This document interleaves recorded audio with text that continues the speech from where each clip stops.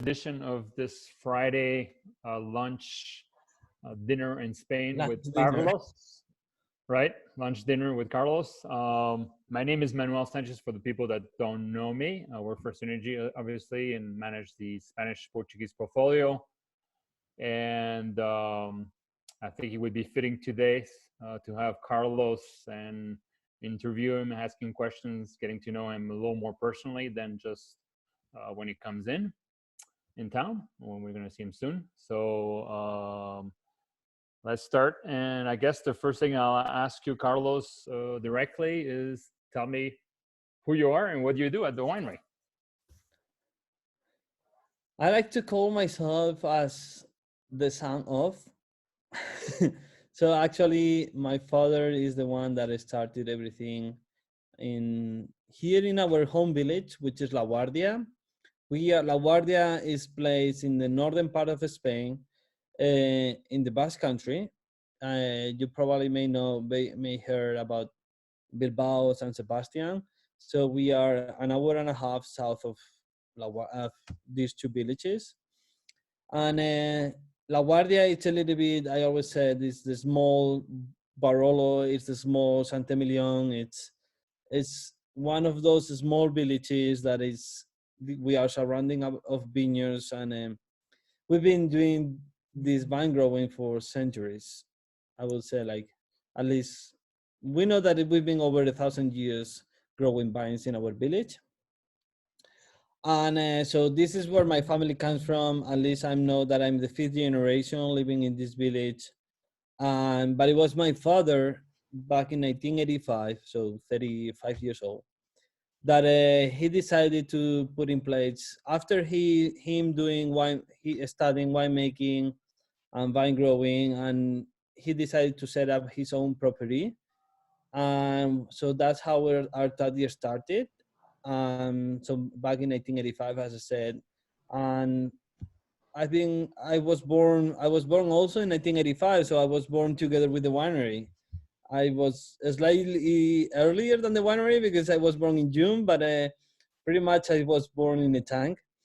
And so I spent my whole life here in La Guardia, surrounded by vineyards, being around the cellar, and yeah. So I'm part of the family, as I said, and yeah, I'm, as I said, part of the family. I decided that, like, I did winemaking in Bordeaux. I've been turning around Europe, especially in Europe, a little bit in California, trying to learn and to experience, to have other experiences in my life. And recently, after having spent 8 years in the winery, I decided to move to the US. I'm now based in New York. and and I set up an importing company, and I'm taking care of our family businesses especially in America, but also in the entire Americas. Like I mean, say, like from California, Canada down to Argentina, but the main focus is the U.S. for sure. Yeah, and I set up an importing company there in New York, and I'm taking care of our businesses in New York. So that's who I am, and yeah, that's me, to be honest. That's Like, good. I'm probably. So let's dive into the winery. What tell me just like a quick history. I think it's interesting to know how Spain and especially Rioja has evolved in the wine industry. So tell me how Atardi has come about within Rioja and that progression where we are now. So Rioja has a big history, and more than Rioja is our wine region. Let's forget about names, because name changes with the history. What it doesn't change, it's the soil. We are here, but one day we will not be here, and the only true value that we have, it's our soils. Today we were having lunch, and we drank two great bottles of Côte Rôtie and Hermitage, and yeah, forget about the producers. The soil was way more important than who we were. So for us, yeah, for us it's more important than saying we are Artadi or Artadi is a great name. It's more where it comes from. And So, Carlos, just a an odd comment that I get from you. So, soils or the soil that you're inside the soil, or both? You know what I mean? The yeah, yeah, persona no, no. and the soil. Yeah, I think the soil, yeah. like I'm just kidding. the sun or whatever it is, the true expression of the vineyards comes from where they are planted. Correct. And I mean, I always say the same thing. We sometimes we fall in love of producers, of winemakers, of wineries, but what we don't realize that we are falling in love of different type of soils of unique terroirs, because I mean, I don't know how many people we are today here, but we all heard about Romantic Conti, and we get super excited about Romantic Conti, and I could put hundreds of different examples, but Romantic Conti is great, but it's not the what it made the Romantic Conti great is the soil. Okay. So, I mean, how's in the sense of, what's the connection, the soil so with your winery? Tell me more about that connection.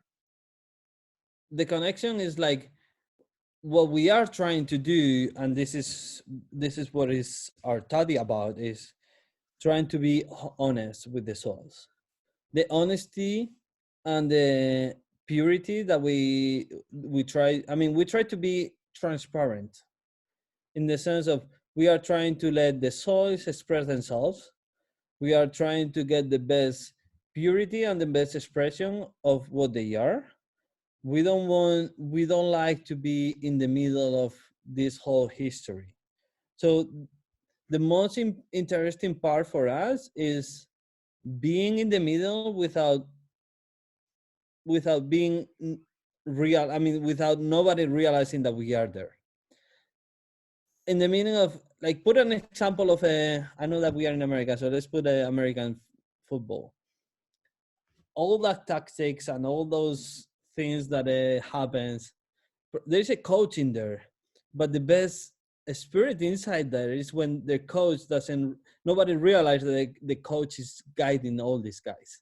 It's like when he feels that it's natural and when he feels that it's normal and it's how it should be, that's the most special way that to reflect it all. And this is what we are trying to do in Artadi. In Artadi, we grow 70 hectares. So 70 hectares is like there's 160 acres of vines, and what we are trying to get is the unique expression of all these single vineyards, all these special places that for sure we are all growing with Tempranillo because that's where we come from in La Guardia.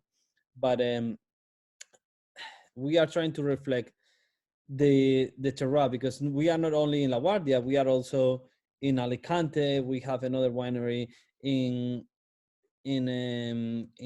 Navarra. We have another winery in Chacoli, and my family, the Lopez de Lacalle family, what we are trying to reflect is going to these different regions and trying to understand properly what these appellations try. It's the pure essence of these appellations and try to reflect in our wines in there. So what I want to say, and maybe I'm trying to confuse everybody, but what we are trying to say is like we are vine growers.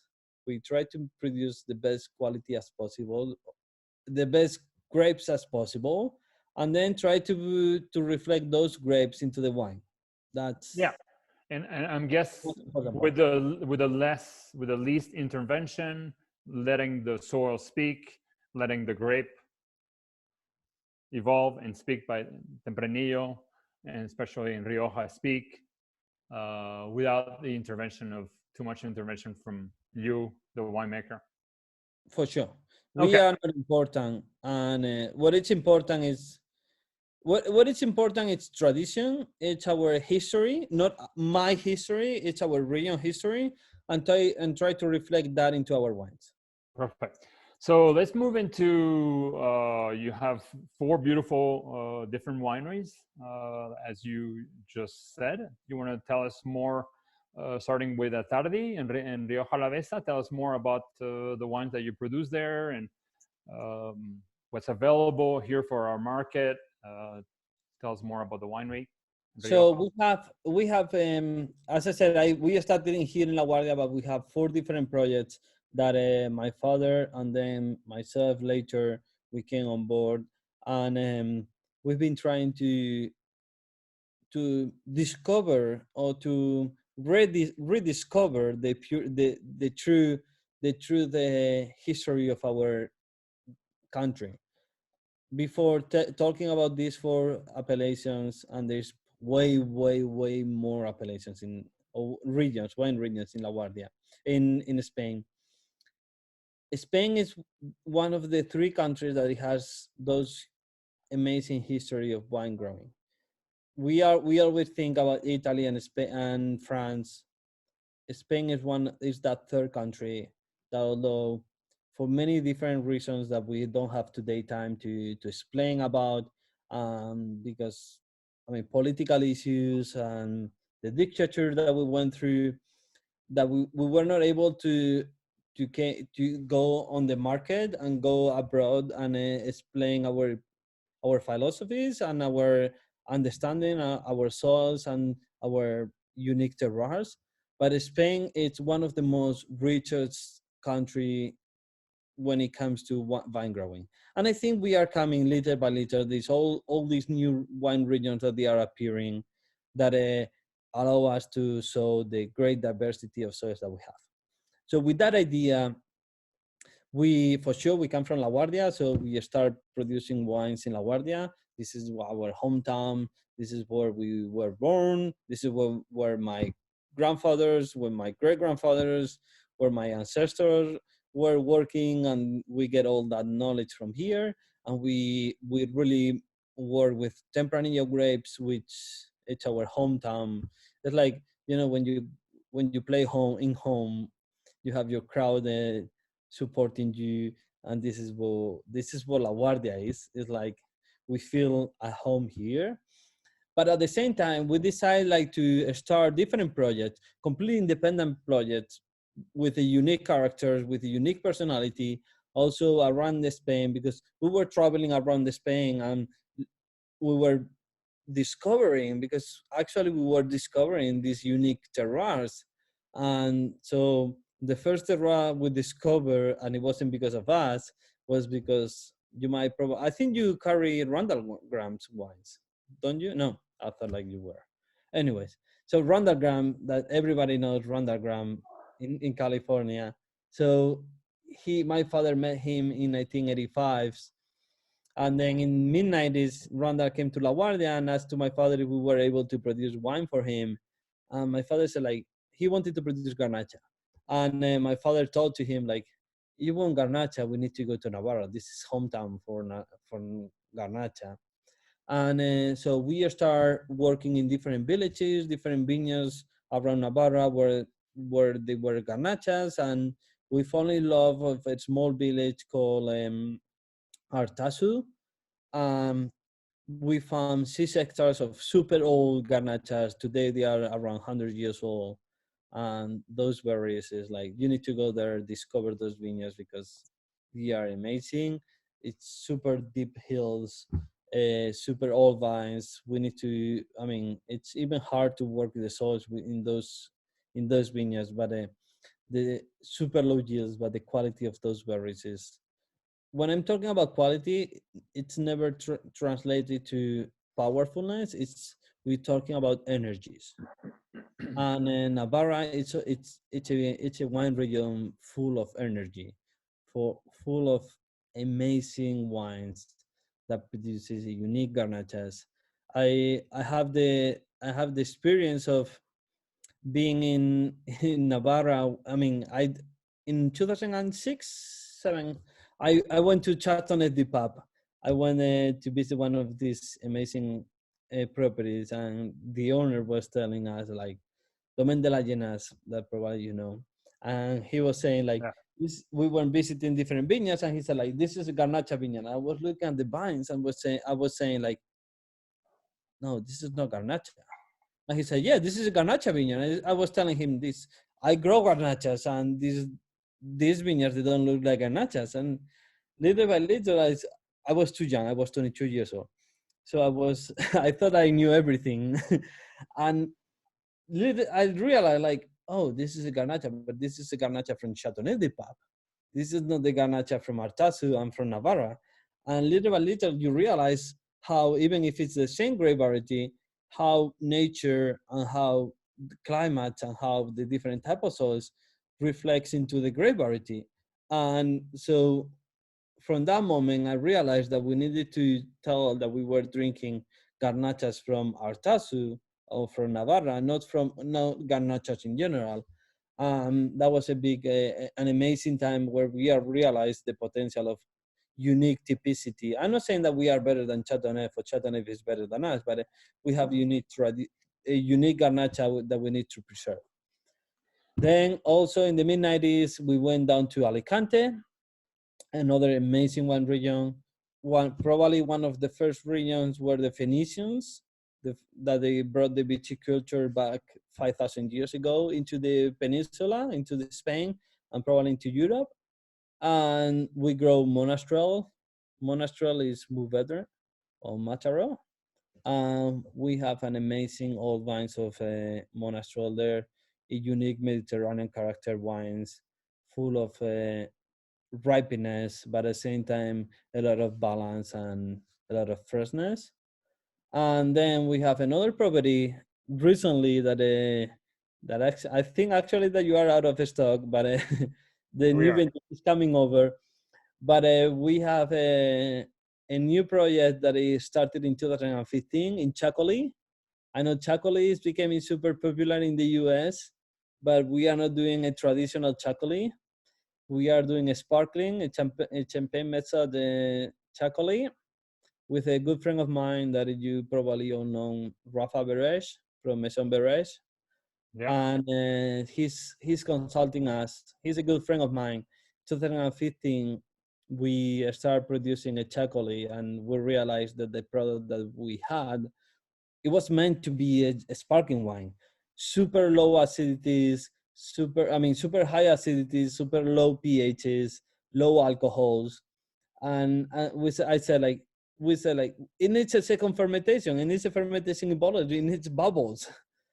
And so I called Rafa, that it was a good friend of mine, and I told him, Rafa, you need to come down here. I have no idea of how to do a sparkling wine. Oh, I knew technically. I'm a winemaker, so I know how it works. I know that I put sugar, I put it in a bottle, and it ferments.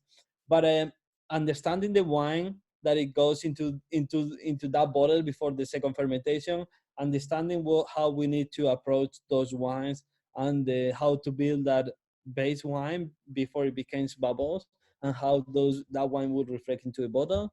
I had no idea, and I told Rafa, like, Rafa, you need to come over and help me to understand what we need to do to create a super unique wine. The good story is, like, he came down, he tasted the juice, and he looked at me and he told me, like, Carlos, you know how many people have approached to me and asked me to create a project together? He told me, like, it's been more than 20 people. And I've always said no, but I just fall in love with this project. Hmm. And I'm going to be part of this project because I think it's unique. So, Carlos, just to get a reference, you started this project in 2015 or 14, We 16? did 14. 14 was we just did 1,000 bottles and it never came out. We Okay. just did the, if any of you, I don't know how many we are, but any of you being in the Basque Country, you might probably heard about El Cano, which is a unique restaurant in Spain and in the northern part of Spain, with white turbots on the grill. And so we told Yeah. it's like family for us, and we told them, like, we have only 1,000 bottles, like 100 cases. If you want them for the restaurant, it's going to be for you. So the entire 2014 vintage went to Elcano, and This is then the first, this is outside of San Sebastian, right? yes, Guetaria. Getare. Okay. And then the rest which because it's where the chocolate is produced. So we are in the same village. So the first vintage that came in on board was in the market was for 15. So yes, it's 15 is the first vintage that you had, guys. You had it, and then Yeah. 16 is just about to arrive. So Right. amazing. Okay, so now we know the wineries. We know where you come from, what you do. Tell me, I want to be a little more specific. Tell me more about what's happening now in Rioja. Obviously, one of the topics that a lot of people ask me about one of your core wines is Viñas de Gain. Why is Viñas de Gain doesn't say Rioja? Tell me why is that? Give me your view on that. So I'm going to explain you why we. I mean, with that question, you went to why we left Rioja, and Yes. I'm going to give you like a clear example why we left Rioja. And I just said at the beginning of this phone conversation that we just drank two Côte d'Ivoire wines today. We had a Côte Rôti and we have an Hermitage. Can you guys imagine? And I can keep saying names: Cornas, San Joseph, that's Northern Rhone, and then we can go down to the south: Châteauneuf du Pape, Baccarat, Rasto, and all these other Tabel, and all these other southern regions. Can you guys imagine that all those appellations they would never exist, and we were only having a Côte d'Ivoire appellation? And everything will be labeled as Côte d'Ivoire instead of Chateauneuf or instead of Hermitage or instead of a, I don't know, whatever other Cornas or whatever other appellation you want to think. This is what is Rioja. Correct. Rioja is a huge appellation, which is a generic appellation, and it's probably is the second largest appellation in the world. The second largest appellation in the world. That's crazy. In amount of hectares, in amount of acres, because I mean, but not the second. Let me put it this way: as a wine region, Bordeaux, for example, is bigger than Rioja, but Bordeaux has 57 or 59. I think they changed recently. 59 different wine appellations. Correct. Rioja, it's a wine region, as Côte d'Ivoire is, but Rioja it has only one appellation. So as an appellation or denominación de origen, how we call it, is the second largest denominación de origen in the world. What that means is it's the second more generic wine region in the world. I mean, we need to be, what we are missing is that sense of place, that sense of terroir, that unique characteristics of the soil, that typicity, that love that we have to the soil. I was yesterday, and I'm going to show you recently, like next, a picture of myself, like plowing the soil with a horse. I was yesterday working the vineyards, and saying that this piece of land is different from the rest of vineyards, and why I'm not able to name it differently, and why I'm not able to distinguish this piece of land to other pieces of land within Rioja. Rioja has 65,000 hectares, and there is no differentiation. There's no climate-wise. We don't differentiate the climate. We don't differentiate the areas. We don't differentiate the altitudes, and why we cannot differentiate all that into our bottles. I just opened a wine, and this is one of our vineyards, like San Lázaro. Why I cannot say that vineyards comes from La Guardia village? Why I cannot say that this vineyard it's unique? This terroir, it's a sandy soil that it makes unique perfume wines, and why I cannot name that?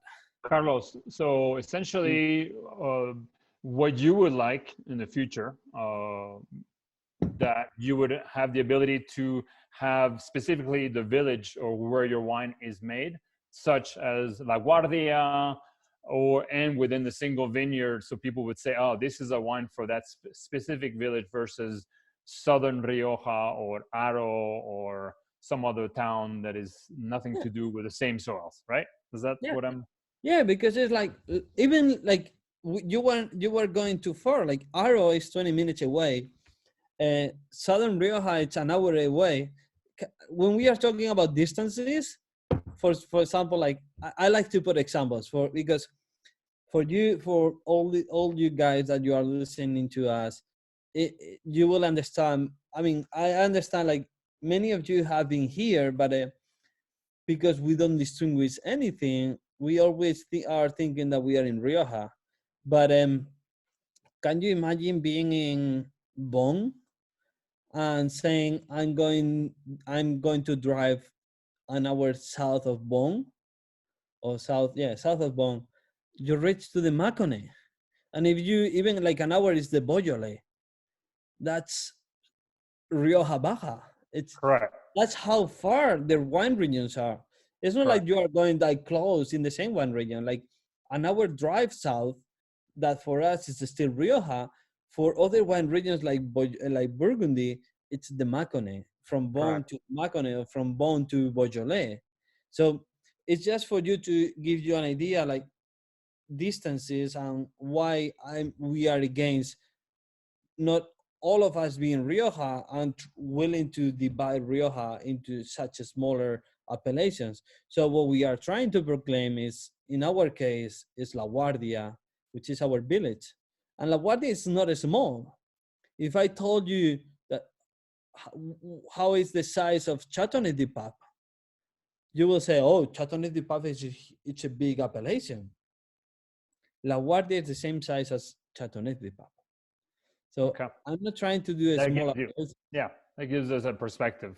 Yeah, so La Guardia is the same size as Châteauneuf-du-Pape, which is a huge appellation. But La Guardia is a small piece of the whole appellation of Rioja. So what we are trying to do is make La Guardia our own appellation with our own typicity, working with our own grapes, which is Tempranillo, 100%. And Okay. then trying to get that purity, that pure expression of the soil. Good. All right, a couple more questions that are very specific. Tell us, I mean, you've been growing organically for actually a fairly long time and following organic practices and stability. Now that people with the coronavirus are asking us for more healthy wines, you know, in parentheses, tell us what you guys have been doing, how you tend to the soil, what do you do? Tell us all those Let me processes. put you for 20 seconds a picture, a video that I did yesterday, or they Okay, did me yesterday. perfect. Yeah, let's do it.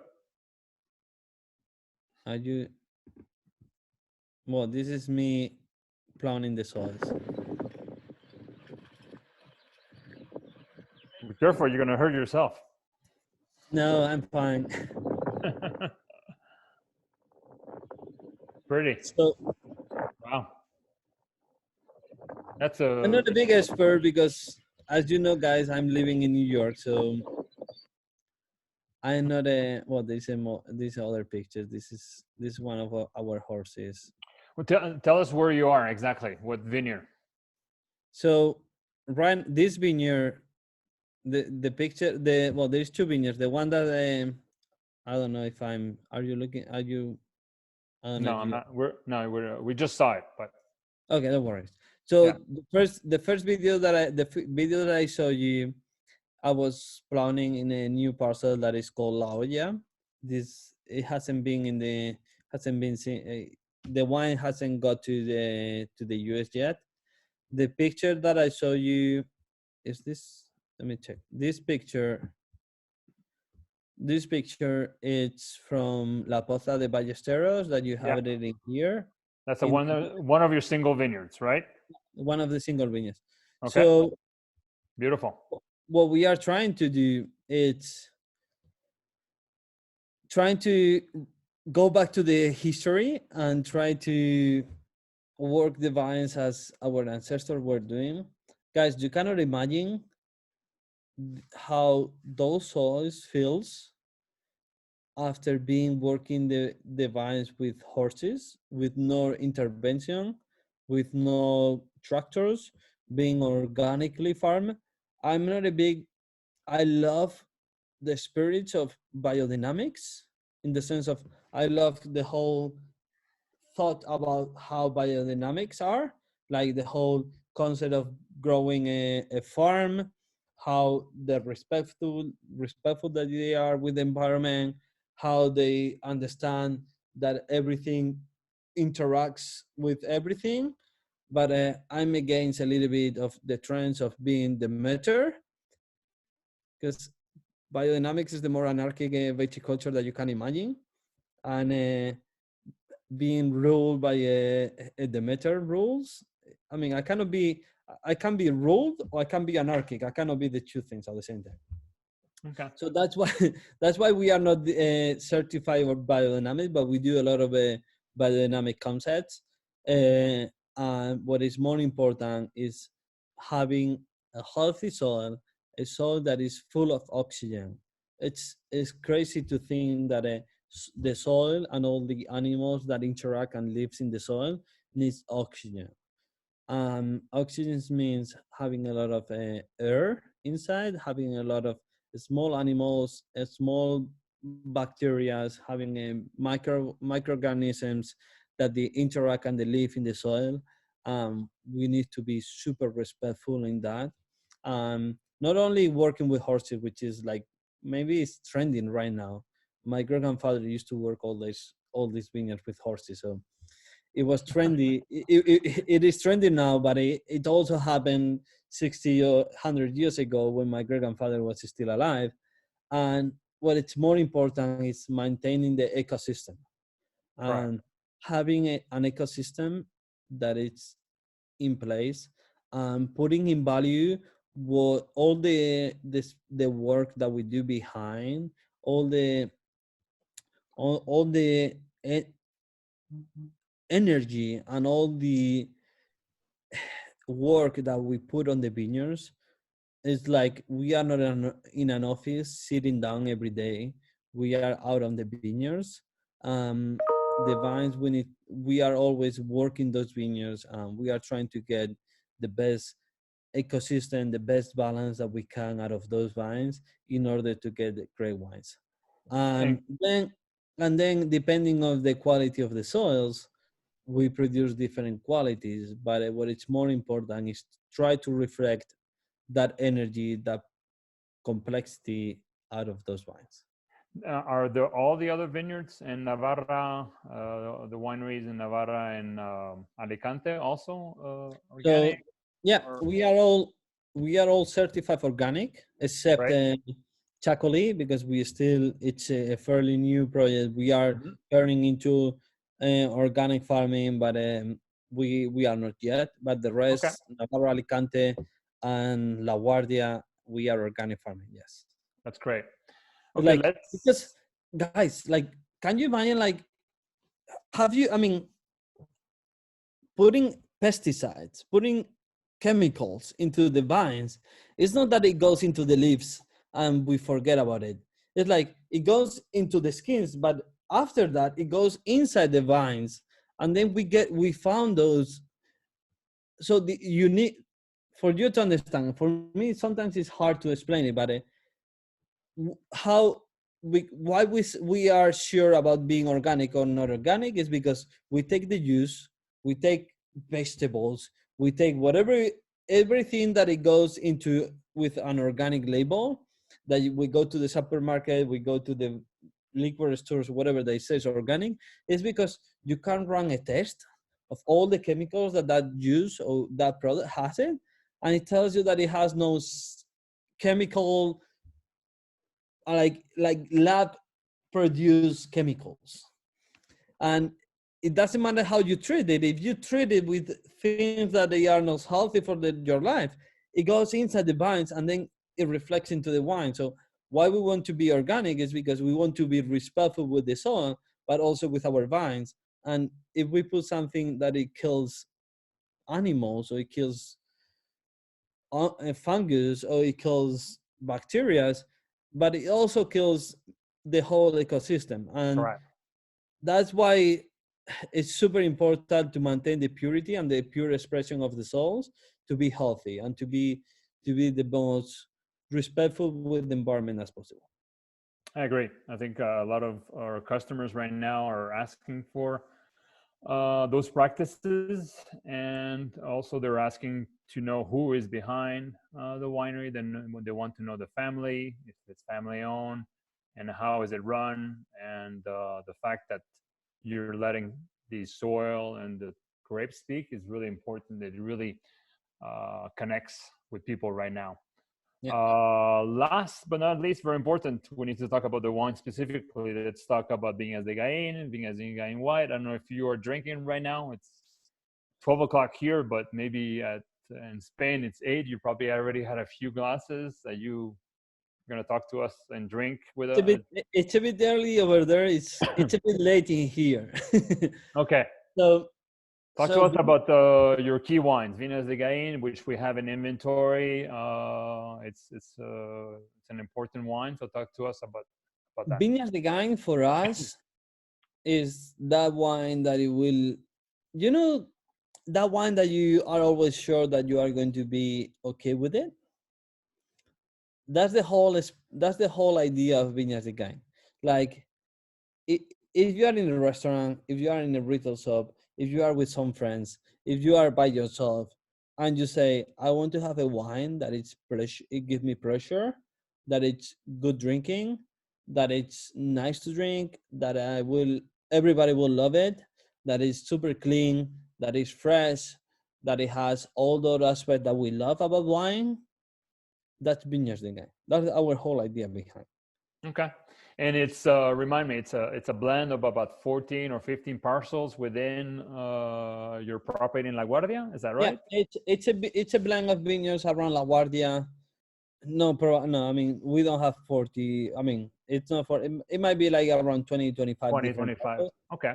and all of them are Tempranillo, because La Guardia, it's one of the few villages in Rioja, that whole region. I hate to talk about Rioja because that's why we protest and we decide to leave Rioja, but within the whole wine region, La Guardia is one of the few villages that we only grow Tempranillos.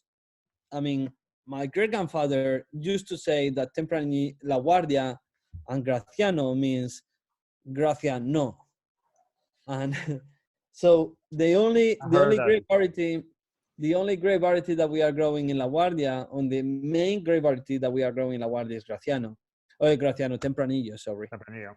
And yeah, and we are trying to, yeah, that's our whole soul. That's our soul. That's our spirit.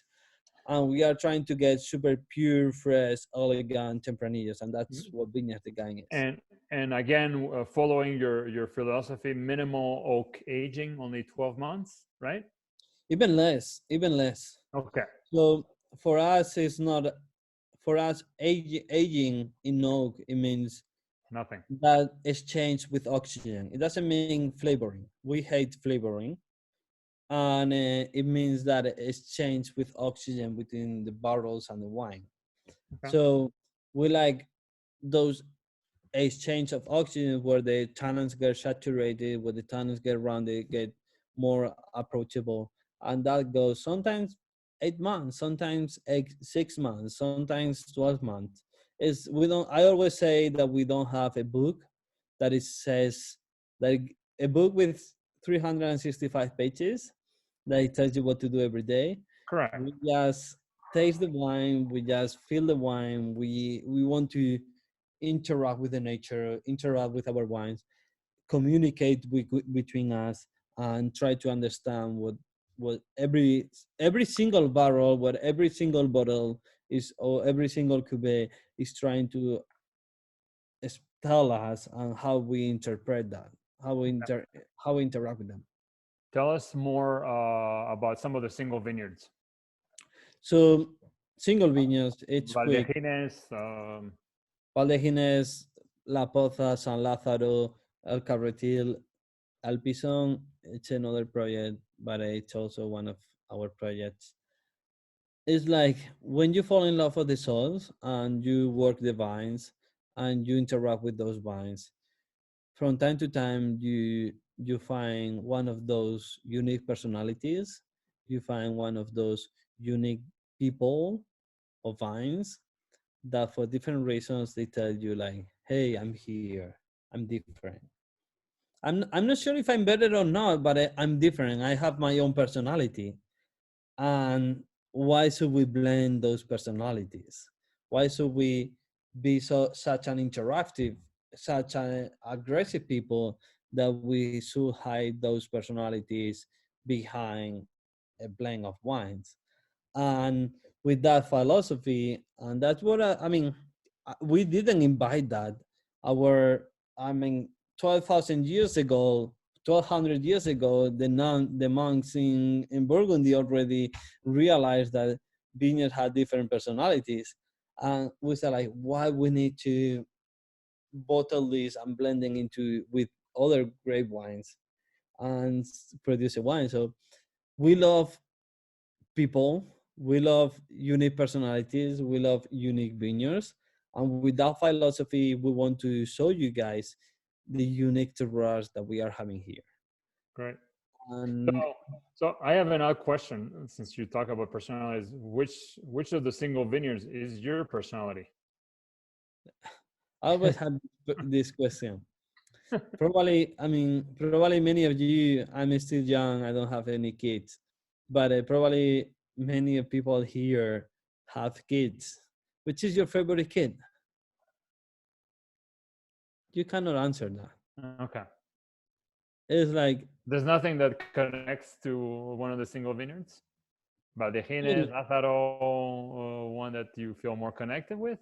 Since not you really. To okay. be honest, I think I have the same feelings for different vineyards, but what I have is different moments. Okay. And depending on the moments, I have different feelings and different.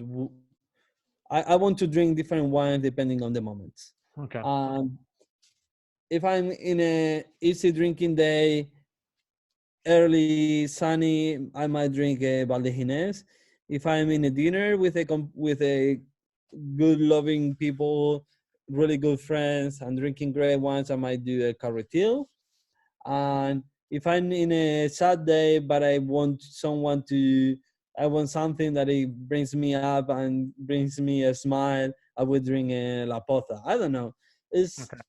it's like I don't have a wine. I have moments, Okay. and that's what we are. Because Good. wines is about moments, and that's what we want to do. Okay. Good. We have a few minutes to go. Does anybody have any questions for Carlos? You can ask. There is the little chat room you can ask, or you can just unmute and ask directly. Yeah. A lot of people here know Carlos already, so please feel free.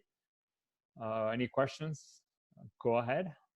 Otherwise, my last questions is how do you see yourself with the challenges that we have with the coronavirus, and what are your priorities moving forward in the next 6 months, a year, with the winery, and So what's in your mind now for the future? I I always said, I mean, I'm here in Spain, and I know the history in the US is slightly different, but I've been saying for the last few weeks that my great grandfathers always talk about the Civil War.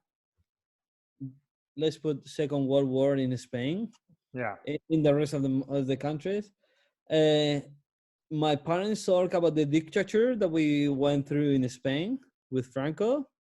a long one. And yeah, a long one. And we will be talking about coronavirus to our great grandchilds.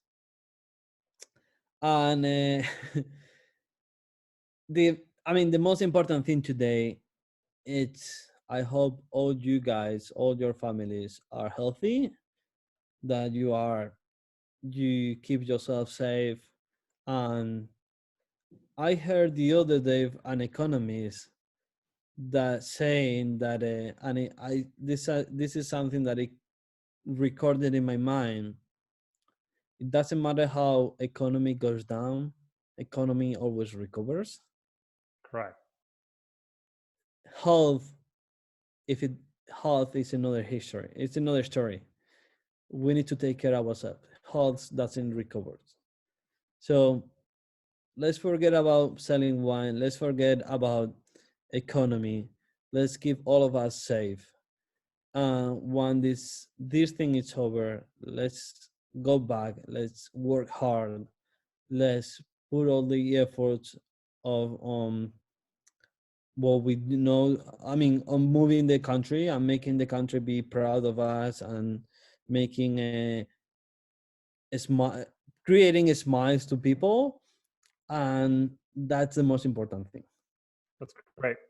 All right, we have one question, and we're gonna wrap it up after this. So, the question comes from Ben. He works in Aspen. You might have met him. Yeah. During the Fine. yeah, Hope you're exactly. fine. So his question is, what are their highlights? What are your highlights of the last 20 years, the last 20 vintages? What you're excited about? It's a good question. What are the things that It's you an like? amazing question, because we've been talking about vineyards. We've been talking about the different type of tempranillas, and we haven't talked about the different vintages. Correct. And vintages are as important as any other thing. And if I will say the last 20 vintages, I might say maybe 30 vintages, because we are getting old. I love 95. I love 98s. Like I also like those vintages that we get surprised with, like 99, like 06, like I don't know, like 11s. But if I need to choose, if you ask me to choose the three top vintages in the last 20, 30 years, I would say 95, 05, 16 probably. 16, which is something really current that our customers can get, right? 16, it's And I'm having a 16 vintage today. Today with the whole taste, with great. I mean, I've been. So It looks like I'm fine, but we had probably 15 bottles for lunch today, and most of the wines were like 16 vintages. There was like a whole lineup of 16 vintages, and I mean, all of them were amazing. So since you highlighted 16, we have for our customers or anybody that's listening, we have 2016 available on inventory. A lot of single vineyards. We have Pison, Valdejines. I think it's Ballesteros that we have. 16 before we move into the 17 vintage, which Carlos, when is the 17 going to be released to us? Next couple months? It was meant to be. It was meant to be released. It was meant to be released in February. With all this coronavirus, was whatever. Okay. But we are going to release. I mean, just. I was supposed to send you guys you like like Synergy an email today. It was crazy today. So Monday I will send you the offer. Okay. And it should be in the US soon. Okay. Great. In the next month. Any more questions from anybody? I think I'm looking at the chat. That's it. We wrapped it up. Carlos, gracias. Thanks to you. Thank you, guys. See you soon in Colorado, right? You're gonna come maybe I will. June, July when they open up. I cannot wait. I mean, I'm losing weight. This is something that is not good. I'm losing weight because I'm not going out to restaurants. I'm not going out meet you all guys. So I'm dying to be out there and being with all of you guys again, enjoying wine, enjoying food, and I hope all this shit goes away soon, and we can keep celebrating together. It will go. So thank you for doing all of this. Thank you. Thank you. Thank you. You all guys are safe, and hope to see you soon, guys, for sure. Right. Thank you, Carlos. Thank you. All right. Take care. Thanks, Carlos. Thanks, Manuel. Thank you. Thanks, Carlos. Take care. Ciao, Carlos. Hasta la Thank próxima. you, Carlos. Thank you, Manuel. Oh, you're Thank welcome. you. Have a good day. Okay. I don't know how to put this on.